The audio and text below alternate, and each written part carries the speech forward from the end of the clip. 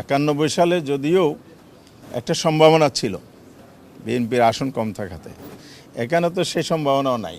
বিএনপিতে আগেই নিজেদের মেজরিটি সুনিশ্চিত কলা কৌশল করে নিয়েছেন, সেই কারণে তাদের সেফ সাইড আছে এখানে। তা আমরা এখানে জিতব কি হারব এটা নয়, আমরা প্রতিদ্বন্দ্বিতা ছাড়া কোনো নির্বাচন হোক এটা আমরা চাই না। এটাই গণতন্ত্রের সৌন্দর্য। গণতন্ত্রকে সঠিক দ্বারায় ফিরিয়ে আনার জন্যেই আমরা এই সিদ্ধান্তটা নিয়েছি। নাম্বার 2 হচ্ছে এমন একজন প্রার্থীকে আমরা এখানে নমিনেশন দিয়েছি যিনি জাতীয়ভাবে সমালোচনা বিতর্কের ঊর্ধ্বে এবং দেশের খেতাবপ্রাপ্ত মুক্তিযোদ্ধা। ইনি 3 বার মন্ত্রী ছিলেন, 6 বার এমপি ছিলেন।